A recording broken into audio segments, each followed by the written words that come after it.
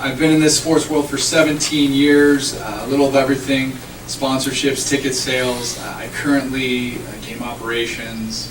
I've been a mascot many times, running around in the suit. I currently oversee ticket sales for Las Vegas Lights FC, brand new football club in Las Vegas, and the world's first professional team to partner with a cannabis dispensary. All right, so that's where we're going to start. To what you just said, your team, your franchise, made big news earlier this year when they partnered with a dispensary. How did this come about? So yeah, from the business side of things, it all starts as it's a legal business. In so many states, Washington where now it is legal, Oregon where I grew up it was legalized, Nevada it is legalized. So on the sponsorship side of things, when we were looking for partners, they're a valuable industry that has money, or viable I should say. So that's kind of where initially it starts. The other thing is, just with I think any good sports organization or any business as well, you want to be mindful of who you're partnering with or aligning yourself with, and really, is it on brand? I mean, that's the marketing side of things. And if you have followed at all or looked up the Lights FC, we've done a lot of outrageous things. We try to be innovative, and we're in a city that being innovative is hard.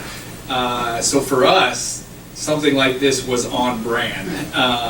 So we knew that. We knew that going into this. And then then you get into more of the details. We had a lot of conversations. There was a lot of interest from different dispensaries. A lot of local ownership wanted to chat with us and brainstorm and have ideas. Now I'll say where it gets into kind of the legal details of things is my understanding is it's kind of similar to a liquor license or such. Cities give out licenses to be a dispensary. And if you're in business and you lose your license, your business is over. So that's a massive problem. So within our discussions with a lot of these local dispensaries, it was, hey, we're the Las Vegas Lights. We bring llamas onto the field. We do insane things. Our players have a smiley face when they score and raise the jersey. It's an automatic yellow card. Like, we're doing everything to push the limits. So we wanted to push the limits, which scared some of the actual dispensaries because they could lose their license. So what that led to, the perfect fit for us this year was Nuwu is the dispensary we partnered with. They are owned by the Paiute Indian tribe, and they are on sovereign land, so they basically have their own boss. And they were not worried about losing their license because nobody can take their license from them. So in a way, it kind of made the perfect partnership for us to make a splash. They were of course, there's politics, and they have to play nice with the city of Las Vegas. So there are some things we've come across, but that's really how it came about. So we were looking at it was on our brand. It was something we could do. We talked to local folks, local business owners, and then we found the specific one that made sense, and then they were all for it. I have like 400 questions, but let's start with your brand. Yes. Las Vegas is the new hot spot in the sport world. A lot of people didn't think professional sports could work in Las Vegas. Mm-hmm. There's this presumption that Las Vegas is a transient city where all I do there is I go for 48 hours and lose my money. Yeah. What is the brand of the Lights? How would you describe it? Is this being recorded? I'll say what my owner says, excuse my language, but we're batshit crazy. And I don't, even for me sometimes, I worked for teams where promotions and doing crazy, and we did Charlie Sheen night when I was in California, and Tiger Blood smoothies, and so I love that stuff, and I'll admit sometimes even my owner pushes me to where I'm like, is this a good idea right now? But it's hey, I work for ownership and they have a vision, and so I am on board with that vision. So, and it's challenging because honestly, he wants soccer to be exciting, and sometimes the European soccer, they don't do, I mean, we're playing music in between on stoppages, and most teams are like, you guys are crazy. So that is our brand. We're pushing soccer to be entertainment, to do things outside of it. And in theory, I love that because I come from a hockey background where we had to, I was just talking to some folks outside, is, you know, working at sports, the diehard soccer fans, well, we're the only professional soccer team in Vegas. Like, you don't have many options. We need to attract the non-diehard soccer fans, the casual entertainment folk, to give Lights FC a shot to come check out. So I'll say that. Our brand is very, and sometimes it's exhausting because it's like, well, that's a good idea, but I saw another team do it. What can we do that's crazier? And I'm like, I just don't know. Like, get a dispensary on board. Okay, so we've talked about brand, we've talked about whether or not this is the right fit for the club. When you're discussing marketing, you know, a big component is how are you going to activate this partnership? And a partnership with a marijuana dispensary poses some very interesting options for activating and executing the sponsorship. How are you doing that? And that's where, so for this year, we can talk about the specifics, is frankly, there are some challenges because being a regulated industry, much like the tobacco industry or such, you cannot have signage in a sports venue or a concert venue. So, but again, we partnered with a tribe that doesn't answer to the full laws. So we put up a sign, and again, you know, sometimes the saying is ask for forgiveness, not permission. I'm not giving that out as life advice all the time, Yeah. but sometimes in the marketing world it's helpful. So we honestly put up a sign for like 2-3 games. If anybody's seen highlights, we do play in the baseball stadium right now, so it has a large background where the baseball fence is, and we put a lot of signage up there. So we had that up for 2 or 3 games, and nobody said anything. It was before we announced the partnership. What did the sign say? Just It said Nuwu Marketplace and Paiute Tribe. So it said, you know, it did not say dispensary, but the Nuwu Marketplace is the name of the dispensary. And is that commonly known? Like, is it a pretty travel? They have a lot of their own billboards around town, so I think they do have a brand. So, but again, it didn't jump out at people like, you know, they're not that well known to where they saw it and instant. We saw no negative feedback until we announced it. So we had that up. Now, kind of basically this year's activation, and they knew it too, was, hey, when we announced this and we're the first professional team, there's going to get a lot of PR. A lot of free media is going to be covered, and your name, you know, people who didn't know the Nuwu Paiute Tribe around the country, and then ESPN's front page is showing our sign in the outfield. So they knew that, like, a lot of the partnership right there is you're kind of paying for that brand exposure that we're going to give you. And then we knew there's going to be challenges down the road. So we have had to change the sign because the state did come in and say, hey, you know that's technically illegal. Come on, don't, you know, play nicely. We don't want to go down this road. So we did. We changed the sign. But now, since we already had that explosion of brand awareness when we announced it, we changed it to one of our little sayings, being the lights. It's now the Paiute Tribe Get Lit. So, honestly, without the context, it's just the lights. We say get lit all the time. Within the context, there's some funny innuendos of now people know, and they're getting more bang for their buck on that sign because of the way we kind of rolled out the announcement. And then really, other than that, there's like television and radio, obviously controlled by the FCC. There's more regulations on that. But digital space is a little less regulated, to my understanding. I'm not a complete expert in all this, but so we were able to do a digital commercial. They did and this is where we could probably get into maybe some areas of did we do that correctly or not. So they created a commercial at the Nuwu dispensary, and it was it's kind of interesting commercial. Like they're playing soccer. Basically, you don't know if these people are just high and tripping out or. Basically, they walk in, all of a sudden, there's soccer players there, and everybody's playing. And I'm curious to feedback. The one area that I was like, ooh, did we walk the line? Our mascot was in the commercial. And we did get some negative feedback for that.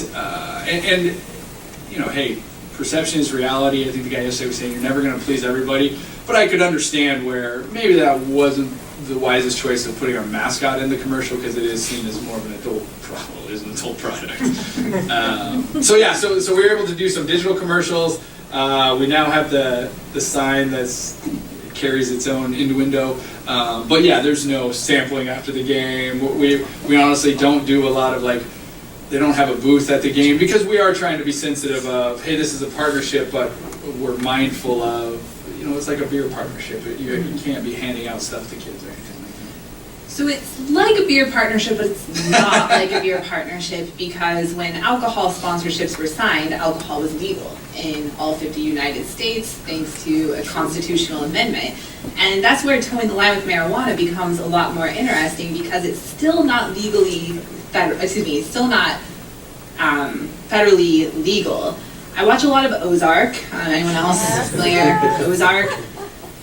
I didn't realize this was a Native American tribe. That my lawyer friends in the room, this is the ultimate law school finalist question right now because there's so many intricacies. But could this be seen as money laundering because you can't bank this money federally, and the banks are governed by the Federal Reserve? Las Vegas does cash business, though. There's a lot of cash flying around Las Vegas. All I know is some shady guys walk into our office now.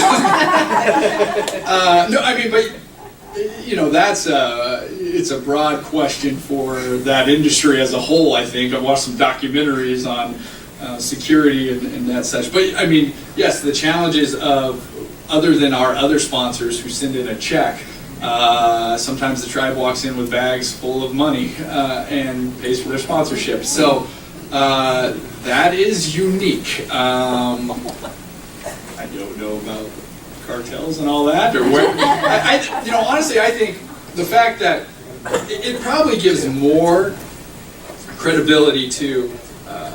I did hear some rumors. I think when the Colorado things got busted, and they were like, "Who's really behind this?" In my mind, partnering with the Paiute tribe gives more credibility because they have a lot of other businesses. They have a giant smoke shop, tobacco, and such. They have like 3 of the nicest golf courses outside of Vegas, which I was lucky enough to go golf at with our sponsorship. But so they have a lot of other businesses they're doing. It's not like I would pose the question that it might be seem seedier if it was just one of these pop-up shops that who's really behind it. Because I think the Vegas community in Nevada, the Paiute tribe has a lot of land, so they're an established entity in Nevada, and I think for them they don't need to do any funny business. They've been here and have other businesses. And that's just an important consideration because you're the first to enter this space, but you're certainly not going to be the last. Right. And in this country, we're really grappling with what is the role and place of cannabis and marijuana, and also the leagues are grappling with the issue. Recently, Canada legalized marijuana, and the NHL... Tomorrow. Huh? Tomorrow. All right. Wow. Recently, as in the future. But the NHL came out and said, look, our rules still stand for our players despite you traveling to Canada frequently to play games. How do you toe that line with the players on your team with this sponsorship? Yeah, there's a couple layers to that as well.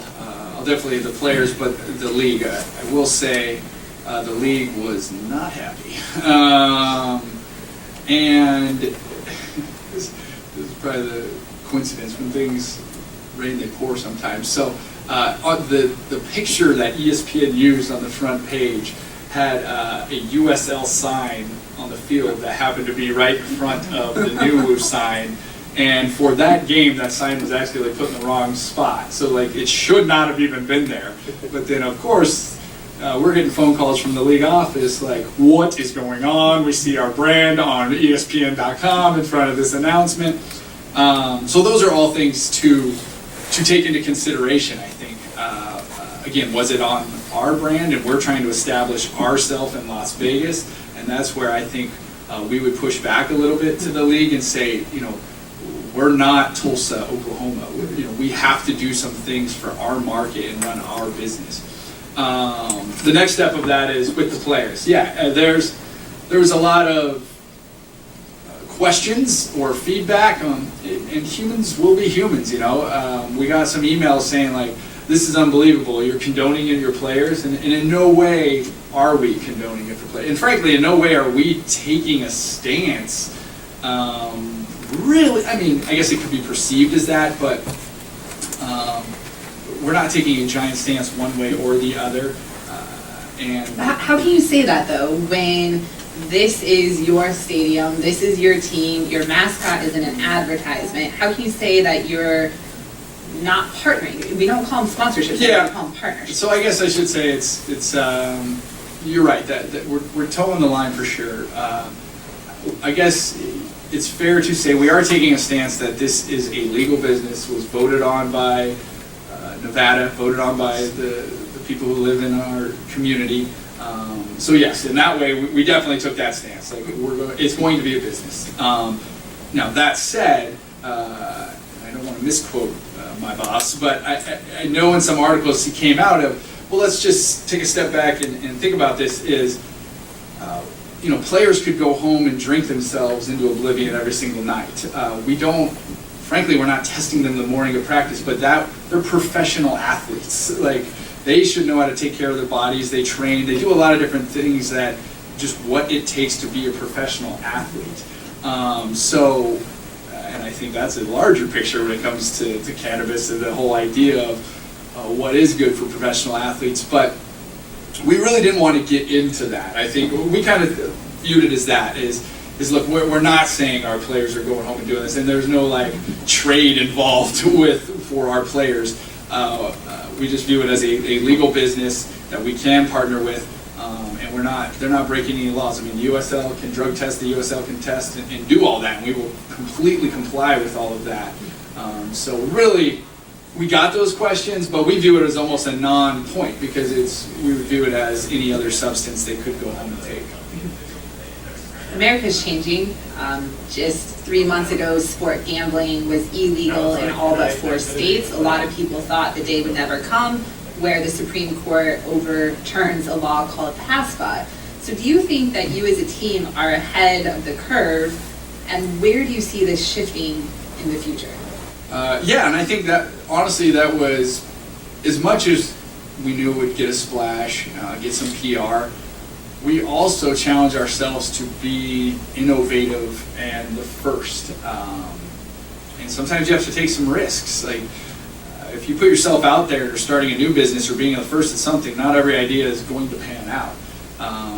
So this fell in line with our brand of, not to get off topic, but sports betting. I mean, we have completely embraced that. We have a sponsorship with William Hill. Our last broadcast on Saturday was called a Betcast, where all we talked about was live odds in the game. So you're watching the game and like they're like, oh, that's almost a goal, and that would have changed things on the over/under.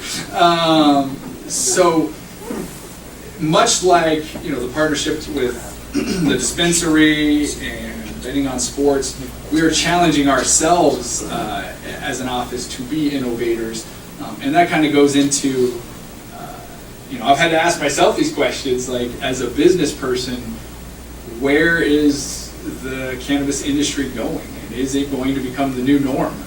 And talking to our VP of sponsorships, Steve Pastorino, before I came up here, you know, he is hearing rumors, and I think there's a Constellation, they're a distributor of alcohol, but they have just made a big investment in the cannabis industry.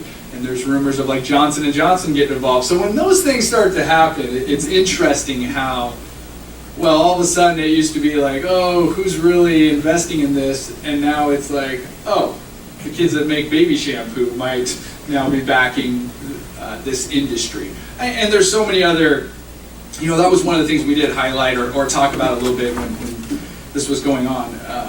There's so many different uses of creams and CBD and stuff like that. Is there's frankly just a stigma, and I think a lot of the people that, and I don't blame them, that knee-jerk sent in angry emails and were like, I'm trying to bring my kids to games, a lot of that was based on the stigma of the last maybe 10, 20, 30 years ago, and part of that being a legal business now, and NuWoo just want to show what they are as a business. if you go into that dispensary, I mean, it looks like a cafe hospital. Like, it's the cleanest, nicest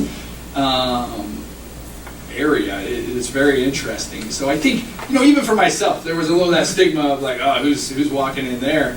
But nowadays, even for people who live here in Vegas, like, I think they said most of their clientele was over the age of 45. So it was kind of interesting to see who their customer is.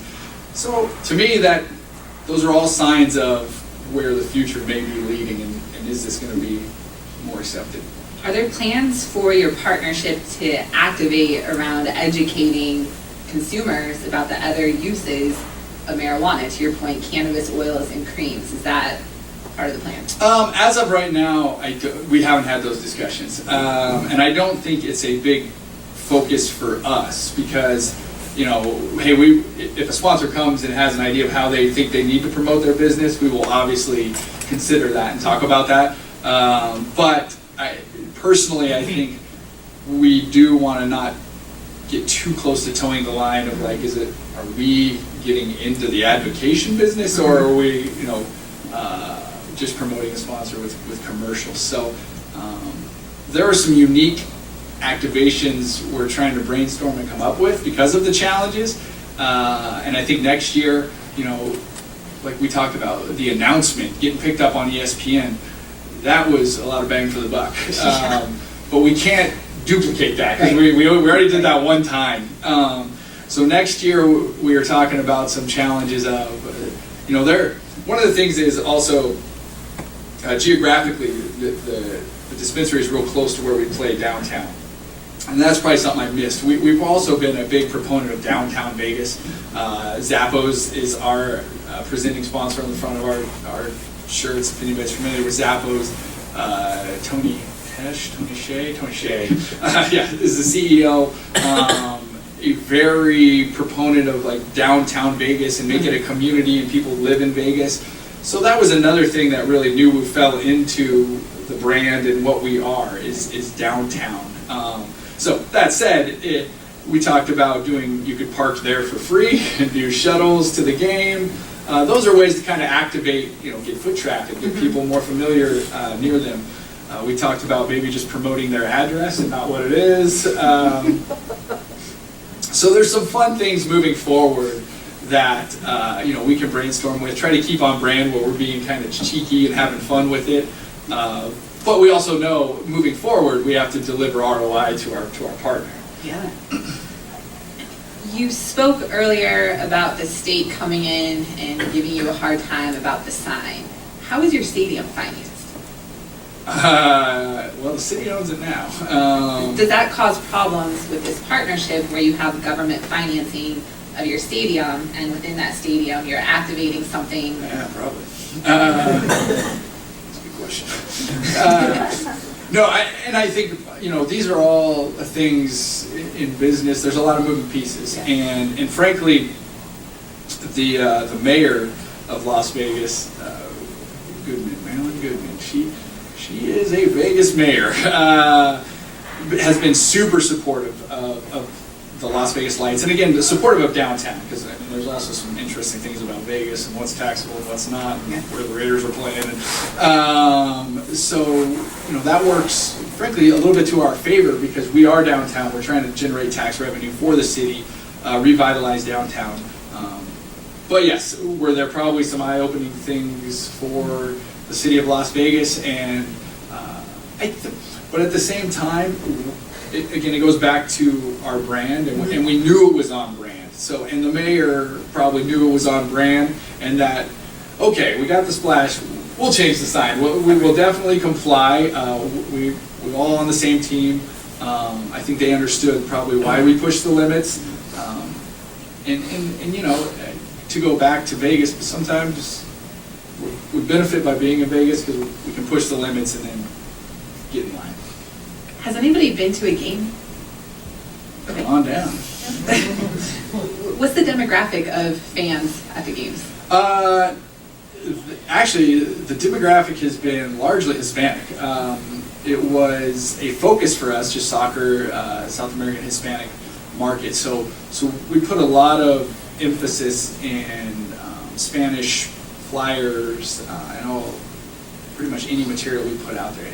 And it took it's great, but it's a lot extra work. We were producing like double of every flyer and everything like that. So it's been great. I think it's something we are looking at in the next year.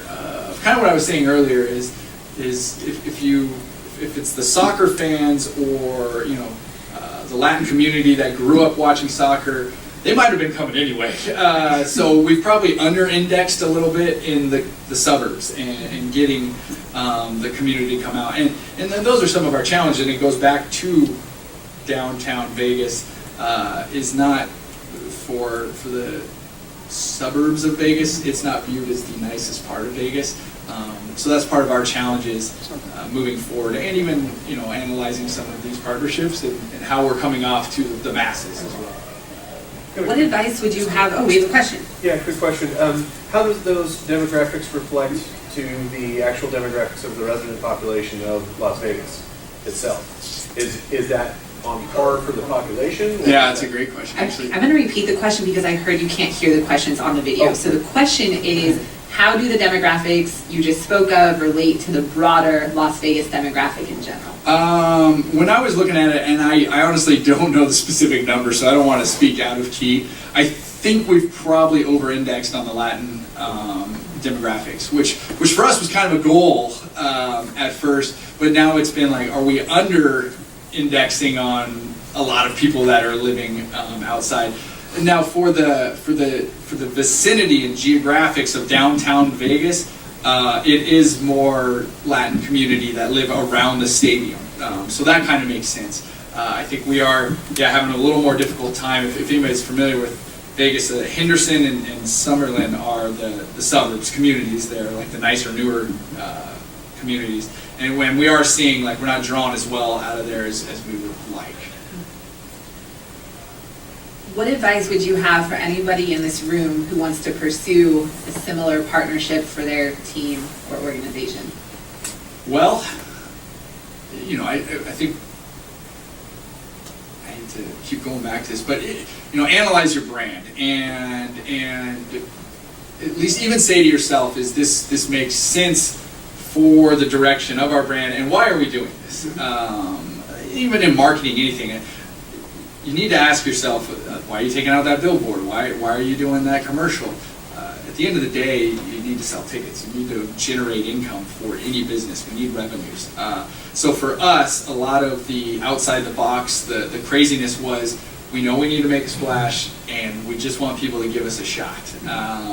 So if it's, it can be hard to get on the news. I've said it before, the Golden Knights had a decent year, and they dominate the news. So for us, doing some things to get on the news made sense. And then I'll say be prepared, and this is probably where myself, the amount of buzz it got, I was surprised. Like when ESPN picked it up instantly, and then Yahoo's emailing us, that maybe I was a little ignorant to how much that news would break and really get picked up. So in hindsight, I think it would have been important to be more prepared for the season ticket holders writing in, the questions we were going to get. Frankly, my poor sales team probably got blindsided by some emails because it just came out, and then we were getting a lot of questions. I will say I think that's where Brett Lashbrook, our owner, did a great job. He's a good speaker. He's on the news, and he doesn't shy away from anything. I mean, he welcomed, let's talk about it, and we'll give you our viewpoint. And I think that's when we know our brand and we stand by it. Like, he did not shy away from, yes, we did this. We're innovative. We're the first to do it. It was voted legal. So I would say that. So make sure you feel comfortable. Make sure you're going to stand by it, because I think it would be more weird to the market if all of a sudden you started backpedaling like you didn't have a plan going into it. But be prepared to have those conversations. And I'll say this, and sometimes this is tricky because sports teams, organizations, we're big. It's trying to decipher, are you going to answer every email? Are you going to answer every question that comes in? but especially for something large like this, we called back. I mean, season ticket holders that were like, I am never bringing my kid. I'm never coming back again. I can't believe we did that. And we reached out to him to have a conversation. And a lot of times Brett himself, the owner, was like, hey, I just want to talk to you about this. I'll tell you, why we made these decisions. And a lot of times people kind of calm down. I think the public can be very reactionary, and when news breaks and you get those rush of emotions, and especially in sports, I mean, that's kind of what we're built around is, fanatics. Like, it's not always logic. So that can, on the business side, sometimes that can be hard because those same emotions come out of fans in our season ticket base, and they rush to send us their thoughts and their emails. So, most of the conversations we had went very well after a day or two kind of calm down, and then, let's just get on the phone and chat about it. And I don't think there was a single person that frankly canceled their tickets after we had the conversation. And when they came to games, they realized it's more subtle. Like a lot of our sponsors, hey, we hope you're going to see it. We want you to know them, but you have a choice. It's not like we're handing stuff to you as you're leaving the games. You don't have to go there if you don't want to go there. So, I think it's preparation to have a plan. So you had the communication strategy in place before you rolled out the sponsorship. Yes. Do you have an in-house lawyer? Well, Brett's a lawyer, our owner, so he's... Okay, but there's not a general counsel? I don't know. I think we probably do, but I'm not familiar if we have it on staff. Not in the office. Seems like you don't, because... well, no, the reason why I say that is you also pushed some pretty big boundaries earlier this year when you dropped $5,000 cash from the sky at a game. Do you want to talk about that activation? Sign waivers. But again, I think that goes to, falls in line with this of... I'm asking about the risk management strategy. The risk management, yes. I think sometimes in the sports world, you have to leap. And we all work long hours in the games, and sometimes if you don't leap in, you'll never do a good idea sometimes. But you are right. Did we talk about it? And did I watch the footage? If anybody's seen we did a $5,000 cash drop out of a helicopter. So it's been done before. We saw YouTube videos of it. It's awesome. So. But that's where I'll give Brett credit. He wants to push it, because at first we were like, there's no way we're going to get 200 people on the field, bring in a helicopter at halftime, man. We got to do this after the game. And he's like, we got to do it at halftime or nobody's going to see it. Like, we got to be crazy. So again, it really pushes us, because we had to choose 200 people, map this out. I mean, we had to do a practice run Friday night with the helicopter to make sure we could get it in. And so we did it, and it was real cool footage. You guys should look it up. I wish we had a screen. Yes, did we have senior meetings afterwards? And I watched the footage, and I was like, the helicopter was real low. So, just like anything, I think, and you don't want to get too in on the downside, but yes, we have to ask ourselves what could have been the worst side, and then decide. Because I think by this time I've made the point that our brand is walking the line, and we also have to be conscious of what happens when that line goes bad, and what would be the repercussions of a bad thing happening. So yes, we do think about it, and Brett has a law degree, and I'm hoping he's thinking about it.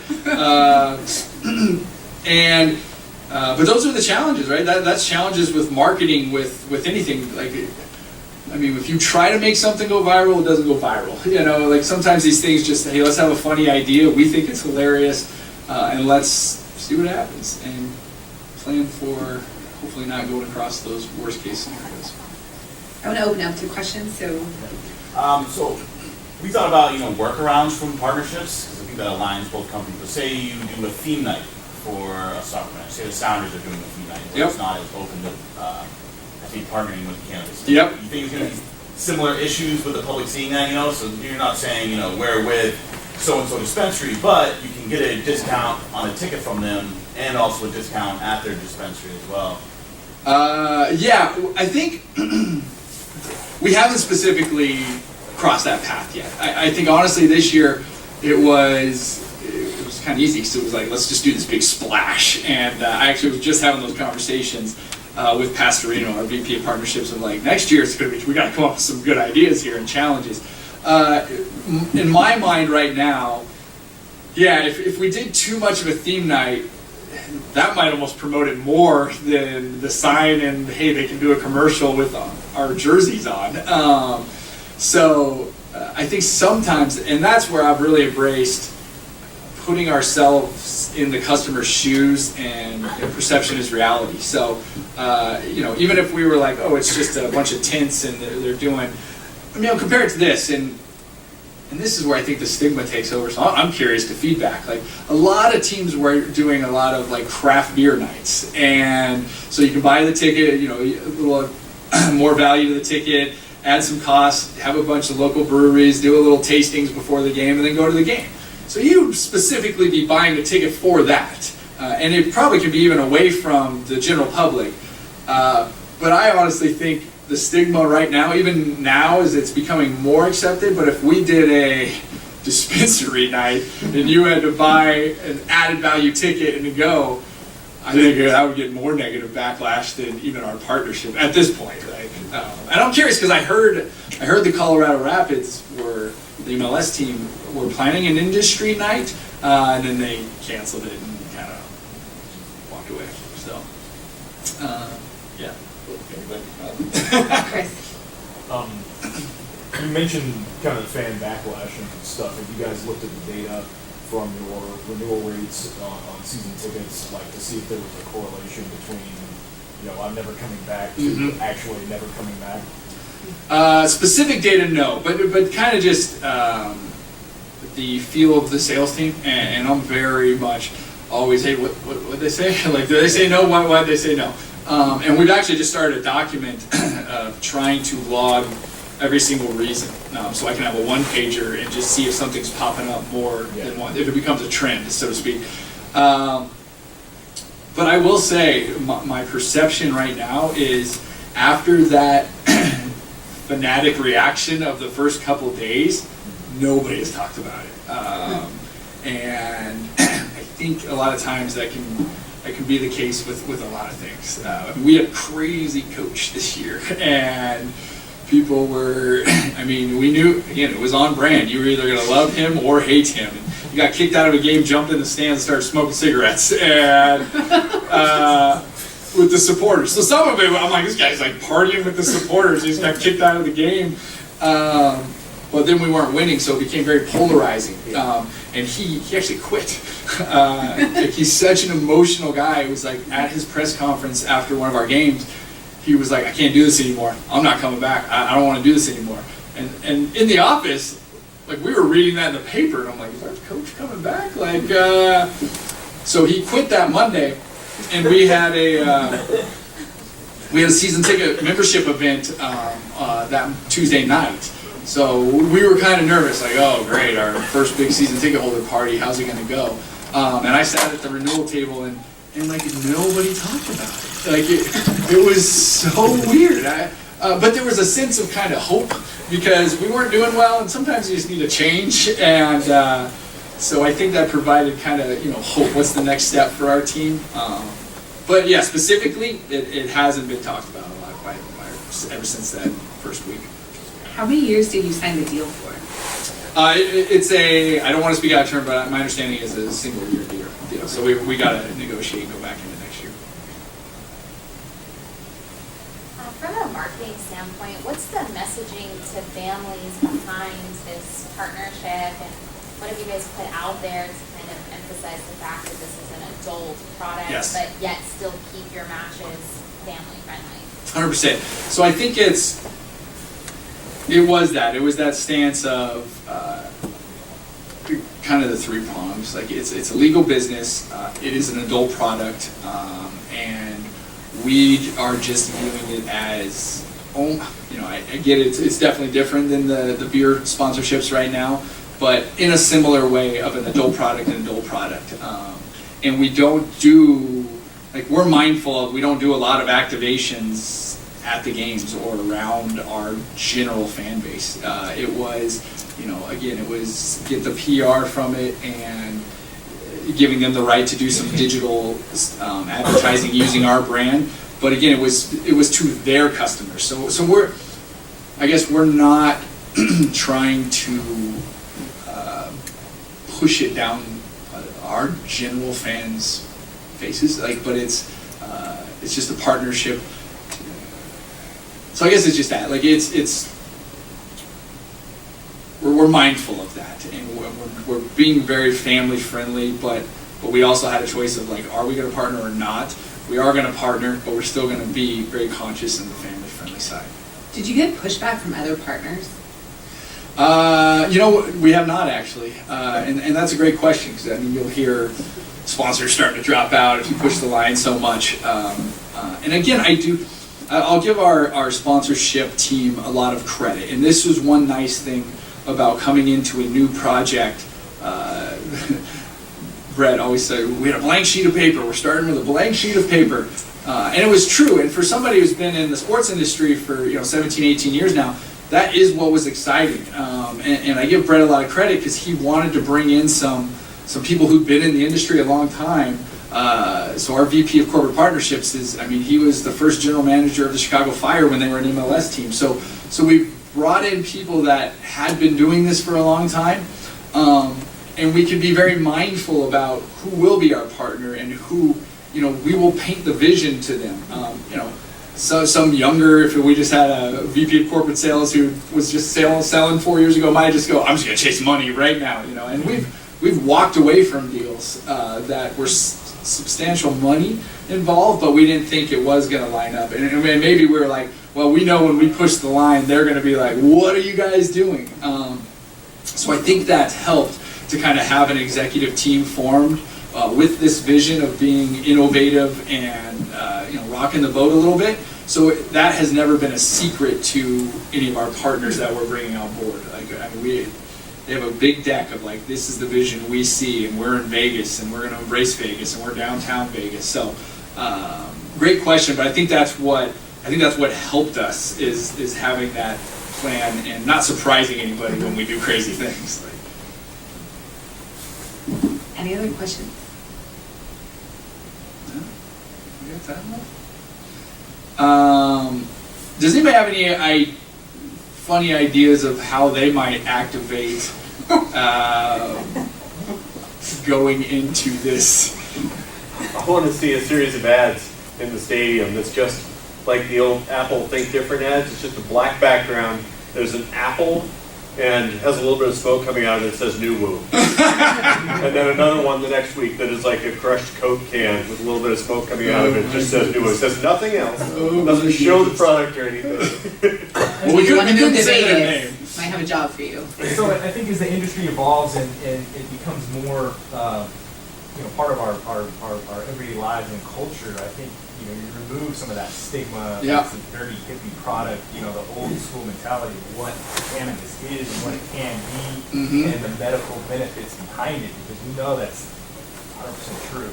You talk about the CBD aspect of it. So there are avenues to promote cannabis that don't specifically focus on the counterculture side of it.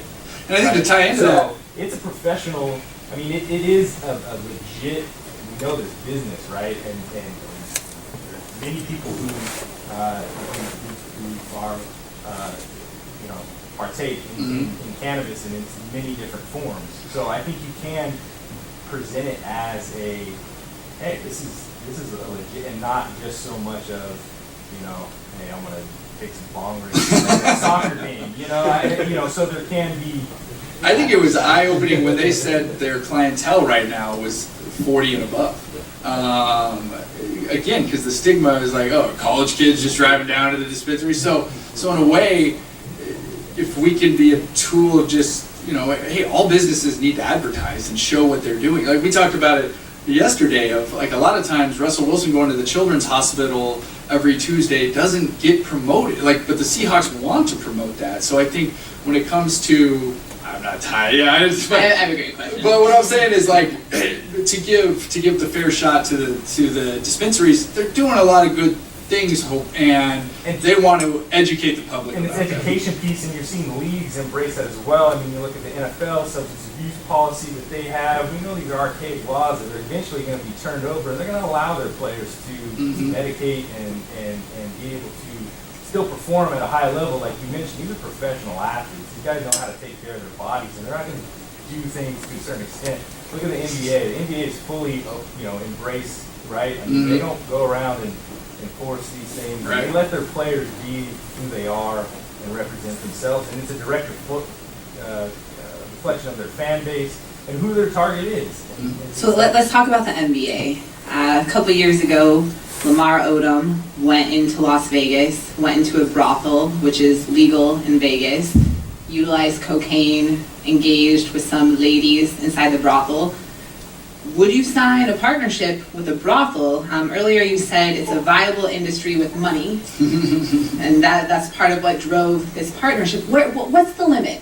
No, I don't think we would. Again, I can't speak for my owner, but I would vote against it, and I have a vote. And we haven't, like Gentlemen's Club, so we have not signed a partnership with them. Partly because, in a way, that's not innovative.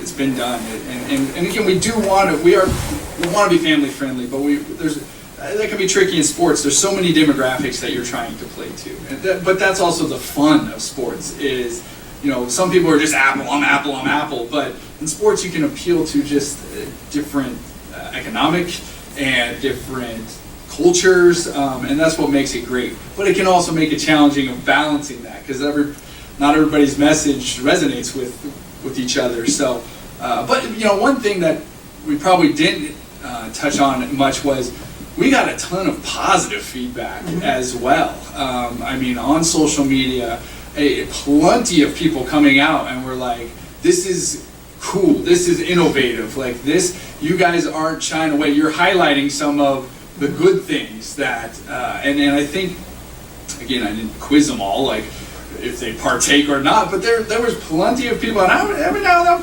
creeping on their Facebook, like who's commenting, and there was plenty of professionals that was like, "This is awesome. Like you guys are really doing something neat here." So it kind of does go back to that. You can never please everybody, but hey, there was also a lot of positive feedback when we did this.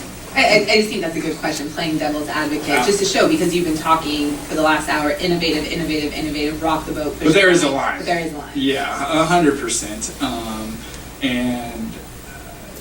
But it's a challenge. It's a challenge with having a brand that is walk the line and know the line, because what would be the benefit of that? And then we got to ask ourselves that. I mean, I think somebody said it the other day that if this was easy, every team would be selling out. Like, there's no golden answer sometimes, but that's the fun. We have to come up with ideas and strategies, and then ask ourselves, so what's going to be the negative feedback? What's going to be the positive feedback? Are we going to get PR out of this? And that's what we do on a daily basis, and it's what we've been able to do from that blank sheet of paper. So for us, that's fun, and we know we've probably pushed it, but we've probably opened some eyes. Like, I'll say this, like, I'll have a lot of conference calls with the league office, and I know it's not everybody, but a lot of people in that office are like, "Man, that is awesome. You guys are doing some cool stuff out there." And my pushback would be, I get it, like the commissioner has to be the commissioner sometimes, but hey, when was the last time the USL was on the front page of ESPN? So you have to ask yourself that. Like, sometimes if you're not making noise, nobody's going to listen. So. Well, it's obvious that you're very passionate and you're having a lot of fun, and it was awesome you sharing the vision and the idea and a little bit about where this is going. Are there any other questions for Scott? Well, officially I had one for you. You mentioned the NHL's policy, which I didn't see. Were they talking about players specifically, or were they Yes. talking about teams taking sponsorship? I haven't read anything about teams with sponsorships, but there was a question if, since it will become legal in Canada, whether players playing in Canada can partake, and the NHL said no, its drug policy still stands despite the legalization of it. Because, you know, the capitalization of a lot of the companies in Canada, the growers, is massive. Is it? It's massive. Yeah. Some of them are superseded, like airline companies, other companies' market caps.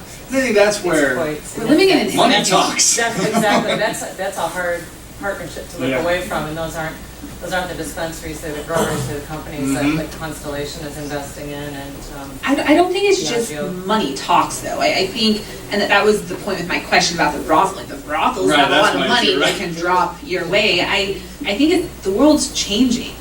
We are becoming a more progressive society where things that were once touche are becoming acceptable. And as leaders in this space, we need to understand, because these things are going to become part of our worldview, whether we like it or not, we need to understand how to utilize them in a responsible, ethical way. And I think that's why this conversation is very interesting. And I think, you know, one thing that's interesting to me, speaking of, like on the athlete side of things, being in Vegas, it's fitting, and I'm actually a UFC fan, and I mean, Vegas is the home of the UFC. So they have instituted, the drug testing policy that like caught Lance Armstrong, and I mean, they are hardcore testing these athletes now, and they accept like marijuana. Like there's a level of, I think the last stat I saw, like you basically have to be high walking into the ring to fail that test. And I mean, these are athletes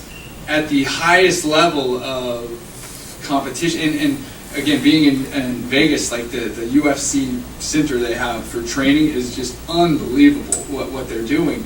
So it's curious, and I'm sure there was feedback on that, but I haven't seen a ton of negative or people talking about that where it's like UFC with like probably a tougher drug policy than the NFL, the NBA, the NHL, and they pretty much like accept it. I mean, as far as the athlete side of things. So I think, to me, that's interesting and a sign of what's going to be acceptable, where's the stigma going, possibly the future. Thank you all very much, and thank you. Thanks, everybody. Yeah, it was fun.